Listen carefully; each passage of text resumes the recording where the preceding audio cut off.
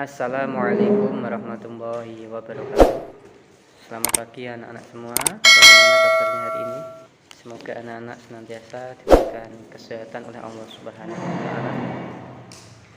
Mari kita lanjutkan pembelajaran daring kita.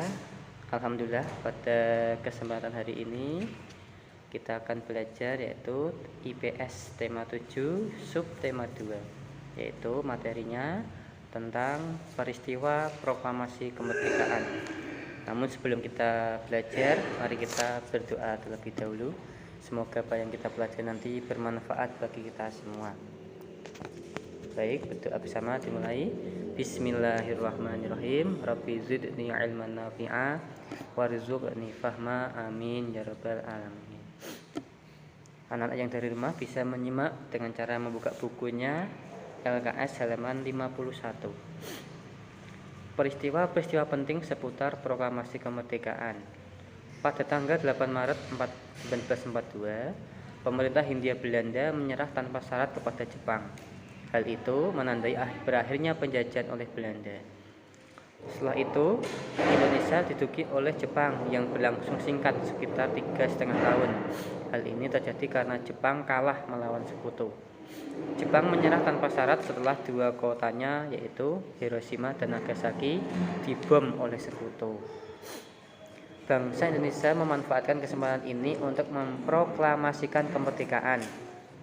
Nah, sekarang peristiwa-peristiwa penting seputar proklamasi kemerdekaan. Yang pertama ada peristiwa pembentukan BPUPKI. Akhir tahun 1944, kedudukan Jepang dalam Perang Pasifik semakin terdesak. Jepang menegaskan kembali janjinya untuk memberikan kemerdekaan kepada bangsa Indonesia. Letnan Jenderal Komakichi Harada membentuk BPUPKI, yaitu Badan Penyelidik Usaha-Usaha Persiapan Kemerdekaan Indonesia. Atau BPUPKI diketuai oleh Rajiman Wedyodiningrat dan bertugas menyelidiki berbagai kebutuhan untuk membentuk sebuah negara yang merdeka. BPUPKI mengadakan sidang resmi dari tanggal 28 Mei sampai 1 Juni 45. Sidang ini menghasilkan rumusan dasar negara yaitu Pancasila. Yang kedua ada pembentukan PPKI. BPUPKI dibubarkan pada tanggal 7 Agustus 45 dan digantikan oleh PPKI, Panitia Persiapan Kemerdekaan Indonesia, yang diketuai oleh Bung Karno. PPKI mengesahkan Pancasila sebagai dasar negara pada tanggal 18 Agustus 1945. Yang ketiga ada Jepang menyerah kepada sekutu. Akhir bulan Juli 45, Jepang menyetujui pemberian kemerdekaan kepada Indonesia pada tanggal 7 September 45. Namun, tanggal 6 dan 9 Agustus, bom atom dijatuhkan sekutu di kota Hiroshima dan Nagasaki. Peristiwa itu mendorong diubahnya tanggal pemberian kemerdekaan Indonesia menjadi 24 Agustus 45.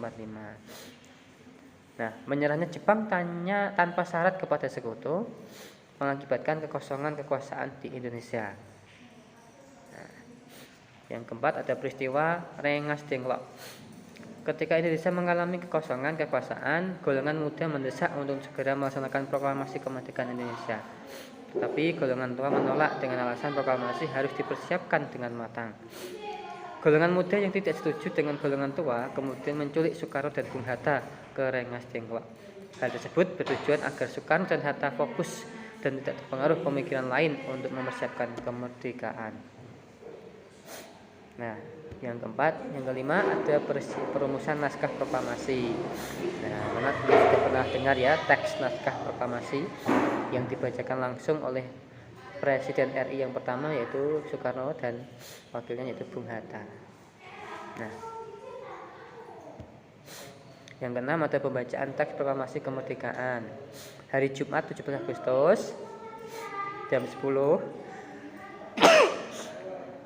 Pembacaan teks proklamasi kemerdekaan dilaksanakan di Jalan Penggangsaan Timur nomor 56 Jakarta. Teks proklamasi dibacakan oleh Insinyur Soekarno dan didampingi oleh Muhammad Hatta. Setelah selesai, dilanjutkan dengan pengibaran bendera merah putih yang dijahit oleh Fatmawati. Pengibaran bendera dilakukan oleh Suhud dan Latif Hendra Diningrat. Pengibaran ini diiringi dengan lagu kebangsaan yaitu Indonesia Raya. Peristiwa-peristiwa heroik setelah kemerdekaan, ada insiden bendera di Surabaya, ya. Kemudian ada pertemuan 5 hari di Semarang, perlawanan bangsa Indonesia kepada penjajah. Ada pertemuan 10 November. Nah, kemudian pertemuan Ambarawa. Nah,